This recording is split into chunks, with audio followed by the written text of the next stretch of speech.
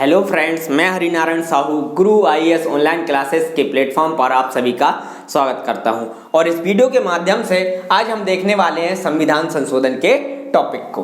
Clear है? तो संविधान संशोधन बड़ा रोचक तथ्य है। कई लोगों को ये रहता है कि जिज्ञासा रहती है कि कैसे ये संशोधन होता है, तो आज हम इसको देख लेते हैं। बड़ा ही आसान तरीका है।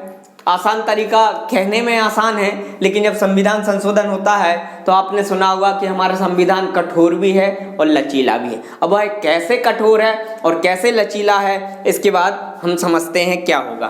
तो सबसे पहला आपको यह समझना होगा कि संविधान संशोधन की प्रक्रिया संविधान में दी कहाँ पर है, उसकी पोजीशन कहाँ है। ये क्वेश्चंस कई बार एग्जाम्स में पूछा गया है। तो संविधान संशोधन भाग नंबर 20 में है, भाग नंबर 20 में दिया गया है और आर्टिकल नंबर 360 में इसका प्रावधान किया गया है कि संविधान संशोधन आर्टिकल 360 के अंतर्गत 368 के अंतर्गत किया जाता है और भाग 20 में इसका प्रावधान दिया गया है। अब संविधान का संशोधन 3 प्रकार से किया जाता है। उससे भी पहले मैं बात करूं कि संविधान का संशोधन कौन कर सकता है, तो आप सभी ये याद रखिए, संसद।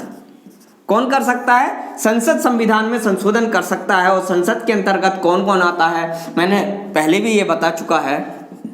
लोकसभा, राज्यसभा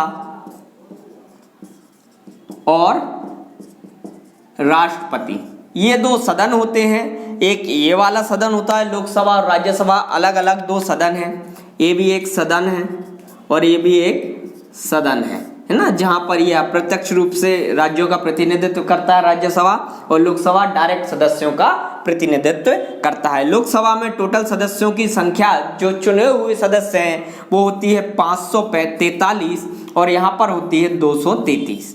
ये इतने सदस्य हैं, ये सदस्यों की संख्या होती है। और लास्ट में एक जब संशोधन की प्रक्रिया होती है तो वह पहले एक सदन से गुजरती है, फिर दूसरे सदन से गुजरती है, फिर राष्ट्रपति उस पर हस्ताक्षर करता है। क्या करता है? हस्ताक्षर कर देता है, तो वह संशोधन की प्रक्रिया पूर्ण हो जाती है। इस प्रकार से ये प्रक्रिया होती है। पहले लोकसभा में वह प्रक्रिया होगी, फिर सेम प्रक्रिया राज्यसभा में होगी, फिर उस पर राष्ट्रपति हस्ताक्षर कर देता है, तो संविधान में संशोधन हो जाता है। अब संविधान में संशोधन जो होता है वह 3 प्रकार से होता है। कितने प्रकार से होता है?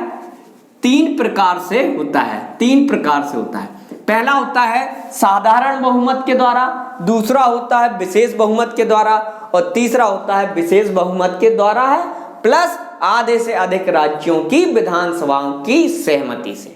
और वह सहमति साधारण बहुमत से हो जानी चाहिए। अर्थात जो साधारण बहुमत से होगा, पहला प्रकार जो नॉर्मल वसे होते हैं, उसमें क्या होता है 50% चाहिए पड़ता है, प्लस 1 सदस्य अगर बोल दें, हाँ बोल दें, जैसे मान के चलो अगर 100 सदस्य हैं तो 100 का 50% 50 प्लस 1 मतलब 51 सदस्य अगर बोल देते हैं कि हाँ ऐसा संशोधन कर दीजिए, तो वह संशोधन हो जाएगा। और विशेष बहुमत क्या होता है? 2/3। जैसे मान के चलो 100 सदस्य हैं कहीं, तो 100 सदस्य का 2/3 करेंगे तो ये 66.66 मतलब हो जाता है 67 पर सदस्य क्या बोले कि हाँ ये संशोधन होना चाहिए। 100 में से 67 सदस्य अगर बोल दें, तो ये मैं एग्जाम्पल ले रहा हूँ, तो क्या हो जाएगा? संशोधन हो जाएगा। ये विशेष बहुमत कहलाता है। ऐसे ही विशेष बहुमत यहाँ 2/3 सदस्य अगर बोले, 100 में से लगभग 67 सदस्य बोले, तो वह संशोधन हो जाएगा।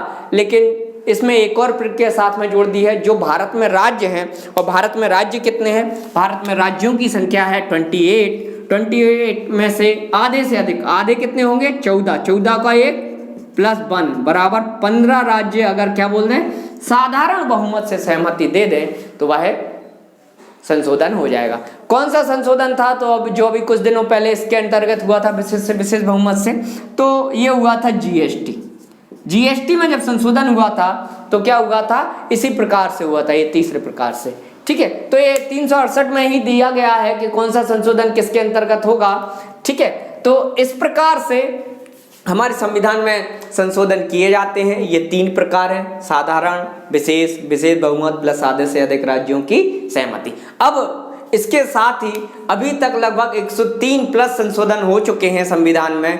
उनमें से हमें सारे नहीं पढ़ना है, कुछ जो इंपॉर्टेंट होते हैं, जो एग्जाम्स में पूछे जाते हैं, वह हमें संविधान संशोधन पढ़ना है। आपको मैं अभी जिक्र करे दे रहा हूँ, वो नेक्स्ट वीडियो में आपको मिलेगा। 42वें और 44वें संविधान संशोधन से बहुत क्वेश्चंस बनते हैं।